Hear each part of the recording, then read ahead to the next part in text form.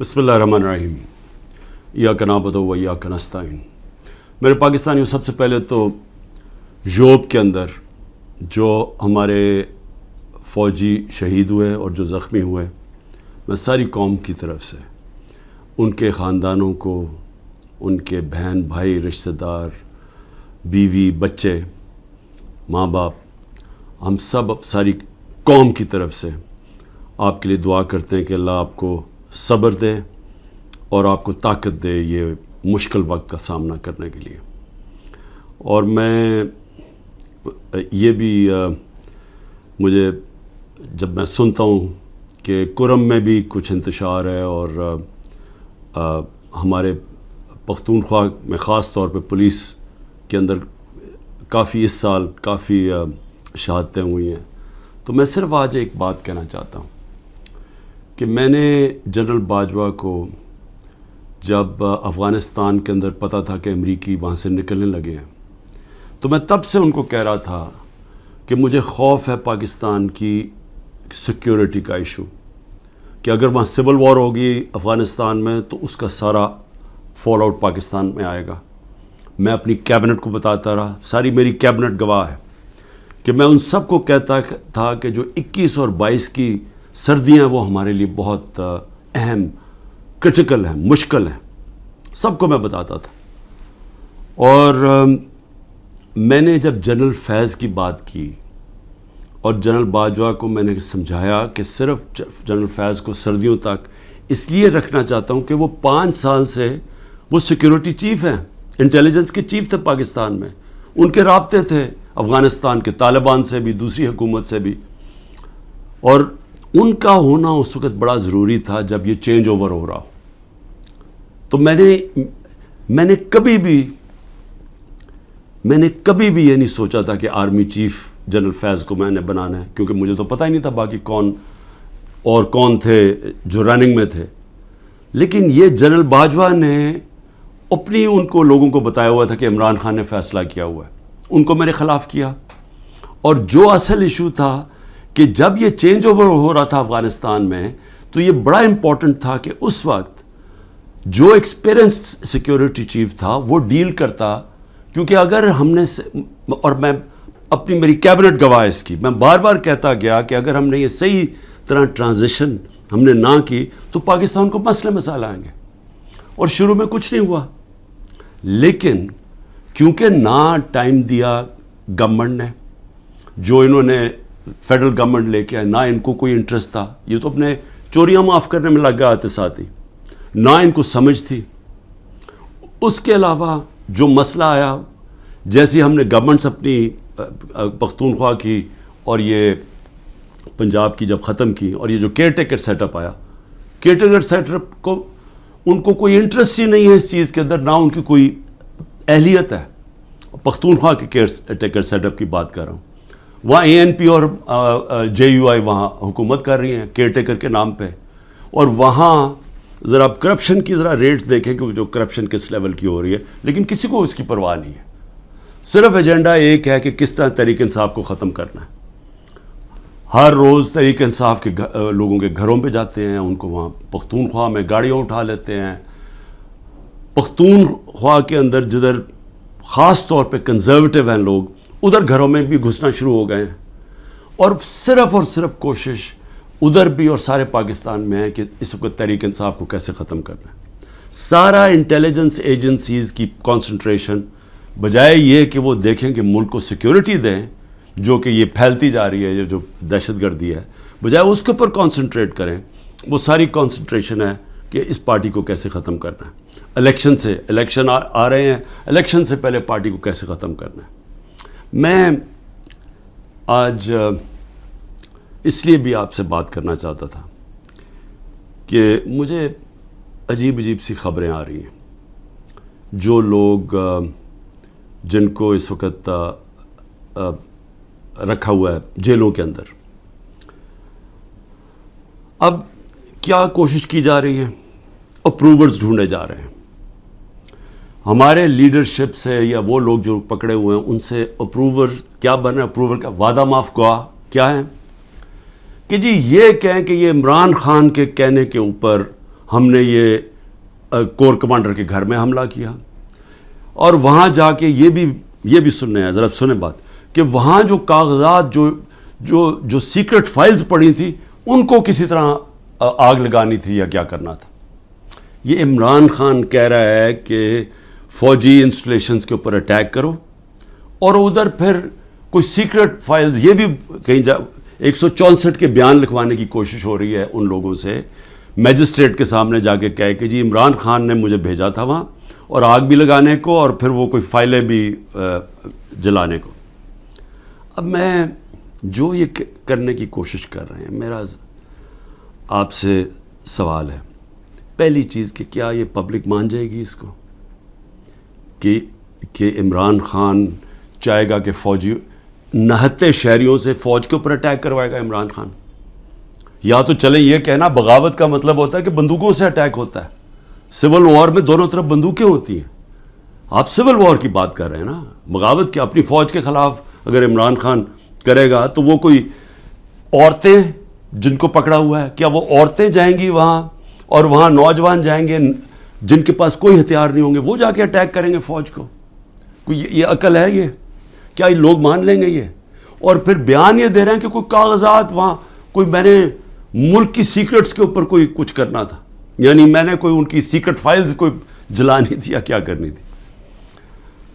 عمران خان کا جینا مرنا پاکستان میں, اس کی کوئی باہر نہ پراپرٹیز ہے, نہ پیسہ ہے, نہ بینک اکاؤنٹس ہیں. کیا وہ جس ملک کے اندر جینا مرنا چاہے گا, وہ چاہے گا کہ اس ملک کی فوج تباہ ہو جائے؟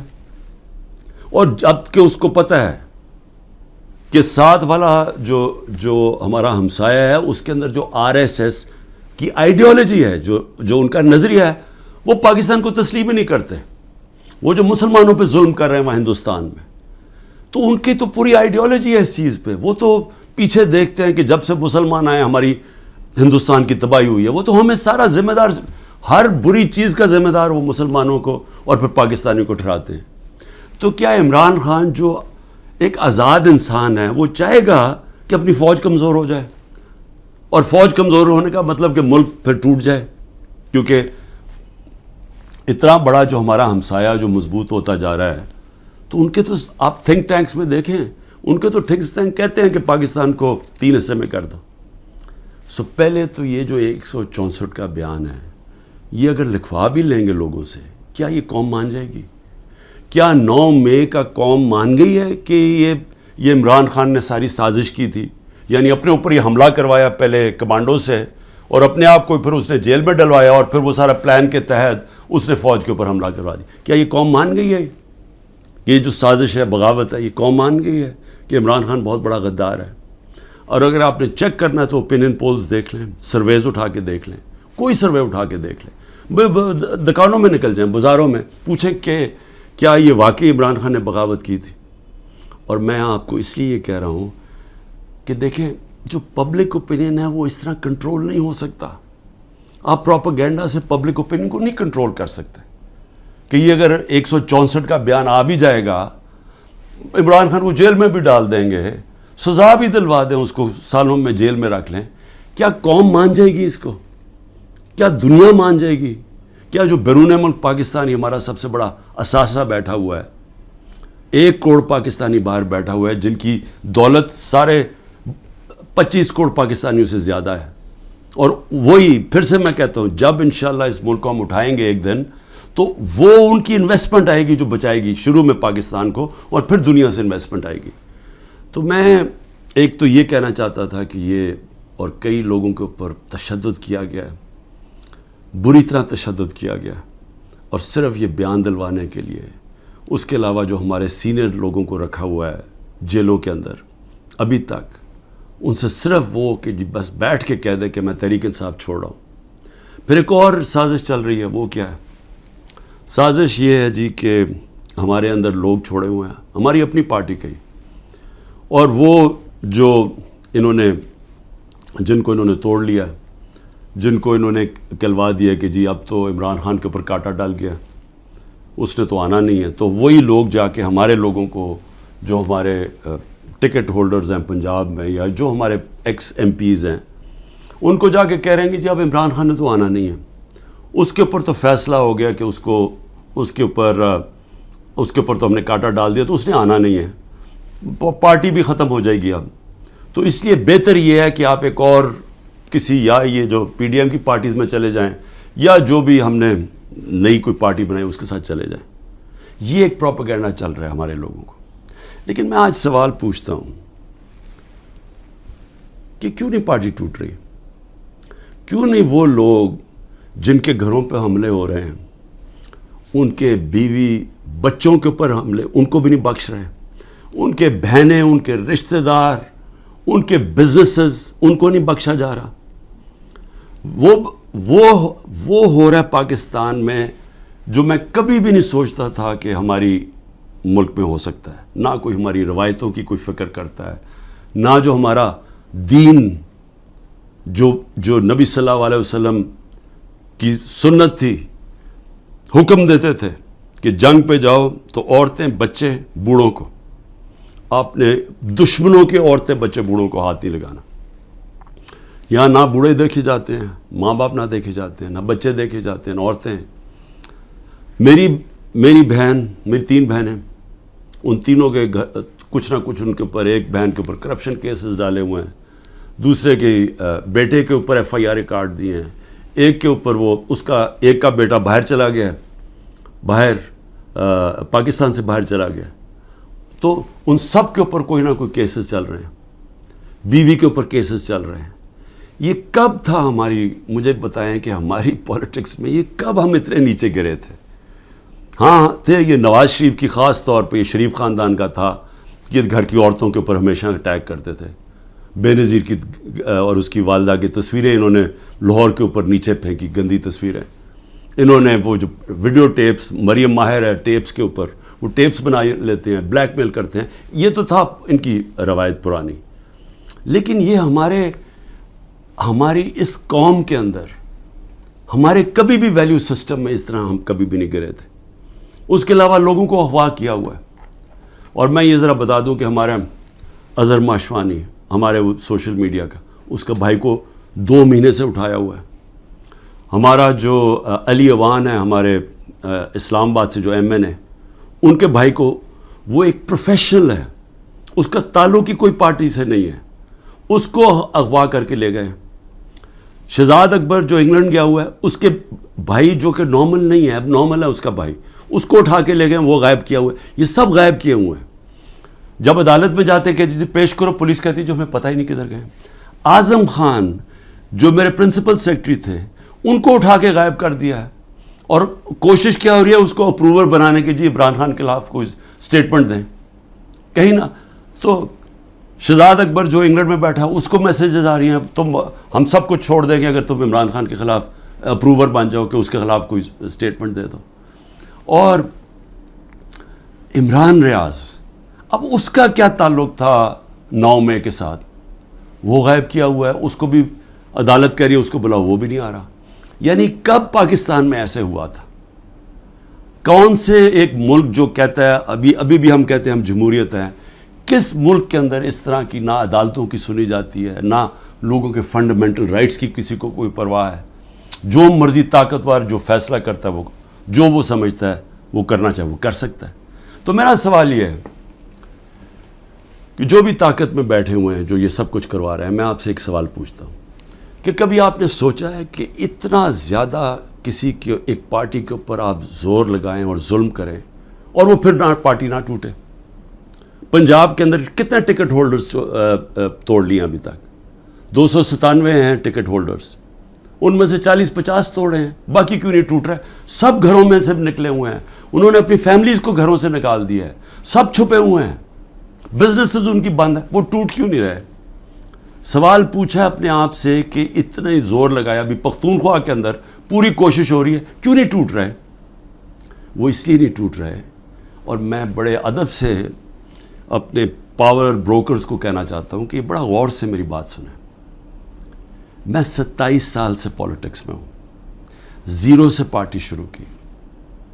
کوئی میری پولیٹیکل بیک گراؤنڈ نہیں تھی، میری کوئی والد یا میرے وہ نانا دادا کوئی پولیٹکس میں نہیں تھے. میں نے زیرو سے شروع کیا اور آہستہ آہستہ پبلک کو اپنے ساتھ جوڑا، جو بڑی دیر لگی، اور آہستہ آہستہ آہستہ آہستہ پارٹی بنائی. کسی نے اس طرح کی پارٹی نہیں بنائی. ذوالفقار علی بھٹو پہلے 8 سال ایک ملٹری ڈکٹیٹر کے منسٹر رہے تھے، اور پھر رائٹ لیفٹ کی سیاست کی ساری پولیٹکس ختم کر دی تھی. ایوب خان نے ایبڈو لگا دیا تھا، سارے پولیٹیکل پارٹیز بین کر دیا تھا. اس کے اندر ذوالفقار علی بھٹو نے پھر پیپلز پارٹی بنائی، اور ان کو بھی 4 سال لگے اور وہ پھر پاور میں آ گئے. اور اس کے علاوہ باقی کسی کا باپ پارٹی تھا، کسی کا دادا تھا، کسی کا نانا تھا. ایک نواز شریف نے وہ کس طرح پارٹی بنائی. جنرل ضیاء نے فیصلہ کیا، جنرل جیلانی نے ریکویسٹ کی کہ جی یہ بڑا اچھا بچہ ہے، اس کو لے آئیں. والد صاحب نے کہا کہ جی اور کسی کام کا نہیں تو چلو اس کو پولیٹکس میں ڈال دو. وہ پولیٹکس میں آ گیا. اس کو مینوفیکچر کیا گیا. GHQ کے اندر نواز شریف مینوفیکچر ہوا. ایک ٹیسٹ ٹیوب بیبی پیدا کی گئی پولیٹکس میں. وہ اس طرح پولیٹکس میں آیا تھا. تو تجربہ، میں صرف یہ کہہ رہا ہوں کہ جس آدمی نے زیرو سے پارٹی شروع کر کے 2 پارٹی سسٹم بریک کر کے آج اللہ کا کرم ہے سب سے بڑی پارٹی ہے پاکستان میں، تو کم از کم میرے ویوز ہی سن لیں. کیونکہ یہ جو بھی آپ حربے استعمال کر رہے ہیں یہ آپ کامیاب نہیں ہونے لگے. یہ آپ ملک کی تباہی کریں گے لیکن آپ کامیاب نہیں ہوں گے. کیونکہ دیکھیں، جب ایک آئیڈیا، اور یہ پولیٹکس یہ 90 کی دہائی کی پولیٹکس نہیں ہے. 90 کی دہائی میں پولیٹکس کیا تھا؟ الیکٹیبلز تھے. اسٹیبلشمنٹ انہوں ایک طرف ایک پارٹی کا ساتھ دیتی تھی، الیکٹیبلز تھوڑے ادھر چلے جاتے تو پارٹی جیت جاتی تھی. یہ تھی 90 کی دہائی کی پولیٹکس. اور پھر یہی آگے جب جنرل مشرف نے کیا پہلے 2/3 اکثریت والی نون لیگ، ان کو کوئی تشدد نہیں کیا گیا. ان کو کسی صوبے دار کا بھی ٹیلی فون آتا تھا نا تو وہ سیدھا کاف لیگ پہ چلے جاتے تھے. کوئی مشکل نہیں تھی، کوئی بزنسز نہیں بند ہوئی، کوئی جیلوں میں نہیں ڈالا. ساری کی ساری نون لیگ کاف لیگ پہ چلی گئی. اور اگر وہ جو باقی، میں پھر سے کہتا ہوں، جو بچے ہوئے تھے نون لیگ والے، اگر ان کے اوپر 5% بھی وہ تشدد کرتے جو ہمارے پہ ہو رہا ہے، انہوں نے بھی کاف لیگ پہ چلے جانا تھا. تو وہ پولیٹکس، وہ زمانہ چلا گیا ہے. یہ اب پولیٹکس ہے 1970 کی پولیٹکس. یہ آ گئی ہے نظریے کی پولیٹکس. 1970 کے بعد پاکستان میں نظریہ ختم کیا گیا تھا. جنرل ضیاء الحق نے نان پارٹی بیس الیکشن کروا کے نظریہ ختم کر دیا تھا. وہ جو 1970 کے اندر جو نظریاتی پولیٹکس تھی، اس نے سارے پرانے پولیٹیکل ہاؤسز کو اڑا دیا. ویسٹ پاکستان میں ذوالفقار علی بھٹو نے، اور ایسٹ پاکستان میں مجیب الرحمان نے. صرف نظریہ جیتا تھا. یہ آ گئی ہے نظریاتی پولیٹکس. یہ جو ہمارے لوگ ہیں وہ اتنی مشکلات کے بغیر کیوں نہیں چھوڑ رہے؟ کہ ان کو پتہ ہے کہ جب وہ چھوڑیں گے ان کی پولیٹکس ختم ہو جائے گی. ان کو پتہ ہے کہ ووٹر جو نیچے بیٹھا ہوا ہے، وہ ووٹر کہہ رہا ہے کہ اگر آپ نے تحریک انصاف کے ٹکٹ کے اوپر نہ لڑے ہم آپ کو ووٹ نہیں دیں گے. وہ لوگ کہہ رہے ہیں جن کے اپنے ووٹ بینکس ہیں، ان کا اپنا ووٹ بینک کہہ رہا ہے کہ آپ کو صرف ہم تب جتائیں گے جب آپ تحریک انصاف پہ کھڑے ہوں گے. تو قوم کے دل تو اللہ کے ہاتھ میں ہے. اللہ جب لوگوں کے دل بدل دیتا ہے تو انگریزی میں پھر فریز آ جاتا ہے کہ an idea whose time has come. No number of armies can destroy an idea whose time has come. جتنی مرضی فوجیں ہوں، وہ جب ایک نظریے کا وقت جو اللہ ڈالتا ہے دلوں میں، جب وہ آ جاتا ہے آپ کچھ نہیں کر سکتے. آپ جو بھی کریں گے وہ بیک فائر کرے گا. 14 مہینے سے کوشش کیا جا رہا ہے کہ نظریہ کو ختم کرنے کا، اور 14 مہینے سے کوئی سروے کروا لیں، آپ کو بار بار ایک ہی رزلٹ آئے گا کہ لوگ اور زیادہ تحریک انصاف کے ساتھ آ گئے. اس لیے میری ریکویسٹ یہ ہے کہ یہ پولیٹیکل انجینئر سے ملک کو تباہ کر رہے ہیں. اس وقت ضرورت ملک کو پولیٹیکل سٹیبلٹی کی ہے. پولیٹیکل انجینئرنگ کے جی سارے بندر بانٹ کر دو، یہ چھوٹے چھوٹوں کو کسی کو یہ دے دو اور سیٹیں بانٹ دو پارٹیز کے بیچ میں تھوڑی تھوڑی، اور اپنے بھی لوگوں کو، اور پھر الیکشن کمیشن کے ساتھ دھاندلی کر کے جتا دو. یہ ملک کو ڈی سٹیبلائز کرے گا، یہ سٹیبلٹی نہیں لے کے آئے گا. اس میں بجائے سیاسی استحکام آنے پہ جس کی وجہ سے معاشی طور پہ استحکام آئے گا, یہ الٹا ہو جائے گا. اس سے ملک تباہی کی طرف جا رہا ہے. اور میں وہ پاکستانی ہوں, پھر سے میں ریپیٹ کرتا ہوں, میں نے یہ ملک کے چھوڑ کے نہیں جانا, میں نے اس ملک کے ساتھ یا اوپر جاؤں گا یا نیچے جاؤں گا. میں وہ پاکستانی آپ کو ایک ملک کی خاطر کہہ رہا ہوں کہ یہ راستہ نہ پکڑیں جس طرف ہم جا رہے ہیں, یہ ظلم نہ کریں, اس کا کوئی فائدہ نہیں ہونے لگا سوائے ملک کو نقصان ہونے لگا. اور یہ اگر خیال ہے اب تک آپ کا کہ میں اس پریشر میں آ جاؤں گا, یہ جو 180 کیسز ہیں 200 کر دیں کیسز, جیل میں ڈال دیں, ڈسکوالیفائی کر دیں, اس سے مجھے کوئی فرق نہیں پڑے گا, کیونکہ میں نے تو جو بھی ہوگا میں تو اپنے نظریے کے ساتھ کھڑا ہوں. لیکن یہ انجینئرنگ سے ملک کو وہ نقصان ہوگا جو ہماری معیشت کوئی بھی نہیں سنبھال سکے گا, اور وہ سب کے ہاتھ سے نکل جائے گی. تو ابھی بھی میں آخر میں یہ کہنا چاہتا ہوں کہ اگر یہ کہا جا رہا ہے جی کہ لیول پلینگ فیلڈ تب ہوگی جب نواز شریف آ جائے گا, تو ساروں کی تو کرپشن کیسز ختم کر دیے ہیں, تو رہ کیا گیا اب؟ تو اس کو بلا لیں واپس. وہ کیوں نہیں آ رہا پاکستان؟ چوری کر کے جیل کی سزا, جیل کی 10 سال کی سزا ملی ہوئی ہے, وہ اپنی کہتا ہے جی میری طبیعت نہیں ٹھیک, میں نے مر جانا ہے اگر مجھے برطانیہ نہ بھیجا, اس کو باہر بھیج دیا. یہ پرائم منسٹر نے عدالت میں ایفیڈیوٹ دیا اور ابھی تک کوئی ایکشن نہیں لیا, اور وہ وہاں بیٹھا ہوا اور وہاں جا کے پالیٹکس کر رہا ہے اور آرام سے زندگی انجوائے کر رہا ہے, انتظار کر رہا ہے کہ جب تک عمران خان جیل میں نہیں جاتا, پی ٹی آئی ختم نہیں ہوتی, وہ آتا نہیں. میں کہتا ہوں اس کو واپس بلا لیں, کیونکہ معاف تو ساروں کو کر ہی دیا ہے, اب تو کوئی کرپشن ایشو ہی نہیں گیا. اور میں صرف یہ کہتا ہوں کہ صرف یہ میرا ایک چیلنج ہے کہ جس حلقے سے بھی وہ کھڑا ہوگا میں اس حلقے سے کھڑا ہوتا ہوں, اور میں کوئی کیمپین بھی نہیں کروں گا. یہ ڈر ہے نا کہ عمران کو جیل میں ڈال دو, میں کیمپین بھی نہیں کرتا. لیکن میں آج آپ کو پاکستان کی عوام کی فیلنگ بتا رہا ہوں کہ یہ ملک بدل چکا ہے. یہ ملک کبھی بھی اس طرح کے لوگوں کو اب ووٹ نہیں دے گا. قوم کو سوشل میڈیا نے بدل دیا ہے, بچے کے اندر شعور آ گیا ہے. وہ چلے گئے دن جب جس کے اوپر شفقت کا ہاتھ اسٹیبلشمنٹ آتا تھا وہ جیت جاتا تھا.